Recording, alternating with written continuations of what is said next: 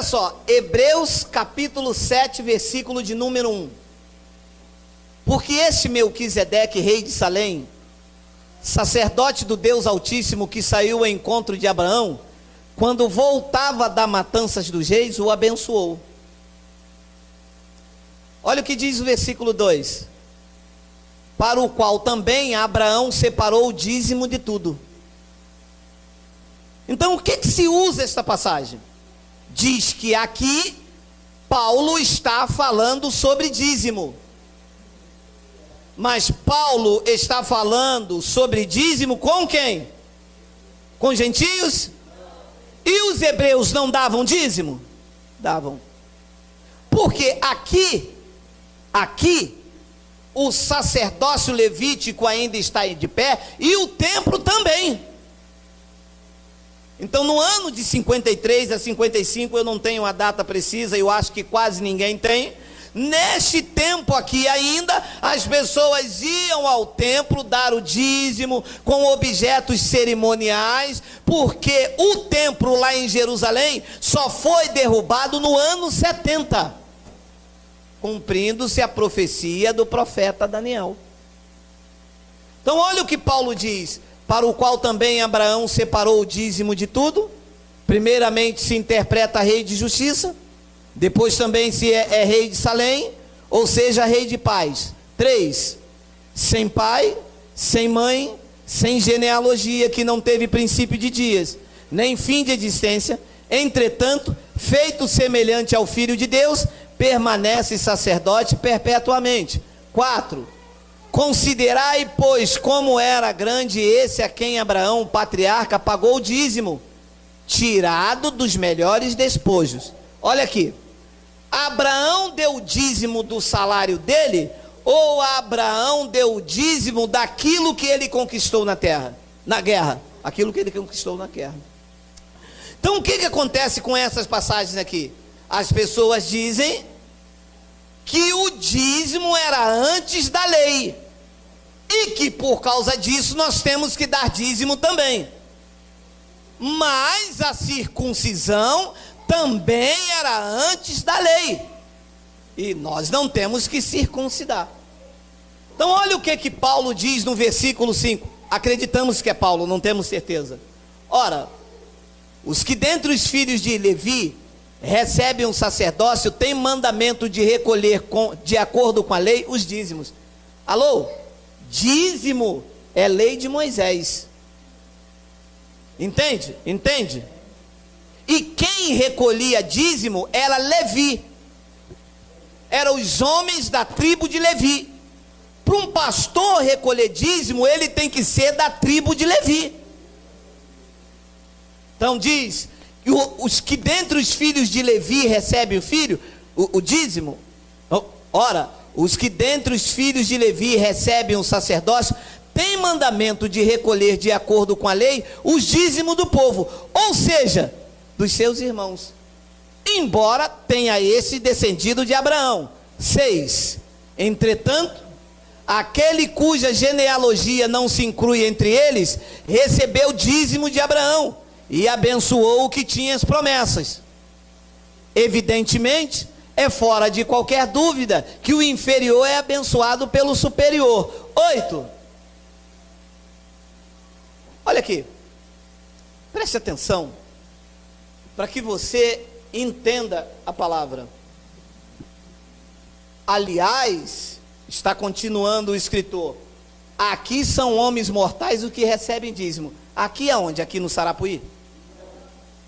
Aqui que ele se reporta é aonde? Lá no ano 53, no templo. Não é aqui, dentro da igreja ou dentro de qualquer lugar. Aliás, diz o escritor de Hebreus, aqui são homens mortais o que recebem dízimo. Porém ali aonde? Ali com o encontro de Abraão, diz aquele de que se testifica de quem vive. Então lê isto até aqui e diz assim, tá vendo, tem que dar dízimo. E param aqui. Mas deixe lhe dizer uma coisa, a conversa não parou, o assunto não parou. Quando você lê uma carta, você não pode ler uma carta pela metade, você tem que ler a carta toda. Como é que alguém vai ler um trecho de uma carta e vai tirar uma conclusão? Tem que ler tudo. Então, para que eu entenda o que está escrito aqui, eu tenho que ler tudo. Porque não parou aqui. Olha o que diz o 9. E por assim dizer, também Levi, que recebe dízimo, pagou-os na pessoa de quem? Look for me. O que Abraão estava fazendo? Estava representando o povo da graça de Deus ou estava representando o sacerdócio levítico? Então Abraão não é exemplo para que eu dê dízimo. Abraão estava representando a tribo de Levi. Por assim dizer, também Levi, que recebe dízimos, Levi pagou na pessoa de Abraão. Levi não tinha levantado ainda, não tinha nascido. Quem estava nascido? Abraão. O que Melquisedeque fez? Levi não está aqui? Você vai representar o Levi. Toma aqui esse dízimo. É o que Paulo diz no versículo de número 10. Porque ele só lê até o 8. Porque aquele quem? Levi, ainda não tinha sido gerado por seu pai, quando Melquisedeque saiu ao encontro de Abraão, desse. Então, como Levi não tinha sido gerado ainda, Melquisedeque pré-anunciou o evangelho da lei, da circuncisão, a Abraão, pedindo que Abraão desse o dízimo a ele, representando a pessoa de Levi. Mas deixe-lhe dizer, o assunto não terminou. Qual é o plano de fundo do argumento aqui? Dízimo. Entende? O plano de fundo desse capítulo aqui é dízimo. Não está se falando de outra coisa. Está se falando do dízimo de Abraão. Entende? Vamos ler o versículo 11.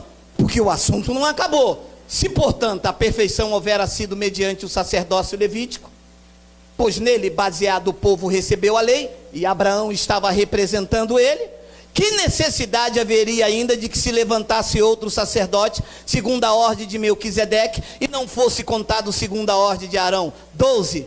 Pois quando se muda o sacerdócio, necessariamente há também mudança de lei. Meu amado, mudou o sacerdócio. Não é mais o sacerdócio levítico para recolher dízimos, porque os dízimos eram impostos que deveriam ser pagos. E Cristo pagou toda a dívida por nós na cruz. Ora, meu amado, você tem um carro. É mês de IPVA. É IPVA mesmo, né? Quanto o seu carro tem que te pagar para você pagar o IPVA? Quanto? Oi? Nada. Por quê? Porque o proprietário é você. Quanto o seu carro tem que te dar para botar 4 pneus novos? Diga, nada. Por quê? Porque o proprietário é você. Quanto que você tem que dar a Deus? Nada. Por quê? Porque o proprietário é Ele. Você é propriedade exclusiva de Deus. Ele te comprou, você não tem que pagar nada. Eu vou pagar o dízimo. Mas por que pagar em dízimo? Eu estou com dívida? Meu amado, você tem uma dívida de 50 mil reais. Aí o seu patrão paga toda a dívida para você. Você deve quanto? Ora, Cristo foi na cruz e pagou toda a dívida. Você vai pagar o que a Ele? Isso aí. Depois ele diz no versículo 13, olha lá. Porque aquele de quem são ditas essas coisas pertence a outra tribo da qual ninguém prestou serviço ao altar. 14. Pois é evidente que o nosso Senhor procedeu de Judá, tribo a qual Moisés nunca atribuiu o sacerdote. 15. E isto é ainda muito mais evidente quanto à semelhança de Melquisedeque, se levanta outro sacerdote. 16, constituído não conforme a lei de mandamento carnal, mas segundo o poder de vida indissolúvel. 17, porquanto se testifica, tu és sacerdote para sempre, segundo a ordem de Melquisedeque. Estamos ainda no mesmo contexto. O plano de fundo disso aqui é o dízimo de Abraão a Melquisedeque. E que Abraão estava representando o sacerdócio levítico, não estava representando a graça de Deus. Bradem agora, versículo 18. Portanto, diga portanto. Por um lado se revoga a anterior ordenança. De que ordenança estamos se falando? Do dízimo? Foi revogado ou não foi? Mas eles não leem até aqui. Portanto, por um lado se revoga a anterior ordenança. O dízimo era uma ordenança, meu amado, e foi revogada. Por quem? Por Cristo. Por que o dízimo foi porque a ordenança que se está tratando aqui é do dízimo, lembra? Não está falando de jejum, não está falando de Páscoa, está falando do dízimo. A ordenança que se trata, o capítulo 7, é o dízimo de Abraão. E ele diz, portanto, por um lado, se revoga a anterior ordenança por causa de sua fraqueza e inutilidade. 19, eu chamo de bomba. Pois a lei nunca aperfeiçoou coisa alguma, e por outro lado, se introduz esperança superior, pelo qual nós chegamos a Deus.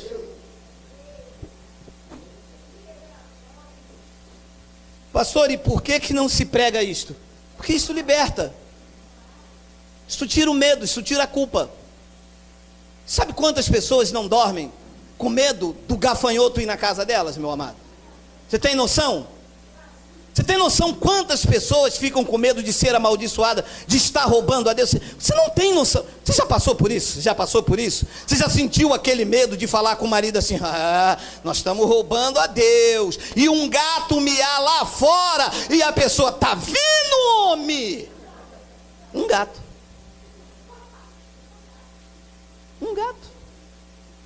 Por causa do medo, do pânico que é gerado na mente das pessoas.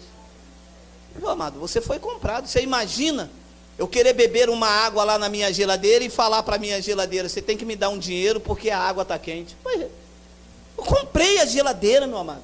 Cristo comprou você, você é propriedade exclusiva dele. Quem tem que manter você em dia, a exemplo do seu carro, quem tem que manter o carro em dia, legalizado, é quem? É o carro ou é você? Você que é o proprietário. Quem tem que manter você em dia, meu amado, é quem te comprou. E quem te comprou, querido? Ouça, não te comprou a preço de prata, nem de ouro, nem de coisas corruptíveis. Tu fosse comprado com o precioso sangue de Jesus. Valorize-se, ame-se, meu amado. As pessoas ficam debaixo de ameaça, gostam de acusação, e essas verdades aí ocultas, você vê, que eles não leem tudo, leem até onde convém. Mas volta o 18. Volta o 18, Wagner. Por um lado, portanto, por um lado se revoga. Está revogado ou não está revogado? Diga, está revogado. Ora, se está revogado, quer dizer que não estão cumprindo o que Cristo fez. Entende-se assim? Claro, como que o juiz dá uma lei, tem que cumprir, e eu não aceito e faço isso mesmo? Não pode, meu amado. Então as pessoas não estão a favor de Cristo, estão contra Cristo. Cristo revogou, eles não aceitam. Não, aqui na igreja nós vamos fazer isso, porque eu sou o pastor presidente, Deus me revelou. Não revelou nada, isso é carne. A revelação de Deus para o homem está aqui. Não tem mais revelação, a revelação já foi dada, meu amado. Não tem esse negócio de Deus falou comigo, falou contigo, tem que falar comigo. Pelo menos aqui. Aqui Deus fala com todos, está falando na palavra. Deus não pode falar uma coisa comigo, falar outra com ele, outra com ele. Que Deus é esse? De dupla personalidade, de duplo caráter? O que Deus fala com todos. Está aí falando na palavra. Diz que ele revogou a anterior ordenança. E de que ordenança se trata? Dízimo. Você recebe isso, meu amado? Glória a Deus, glória a Deus. Nós temos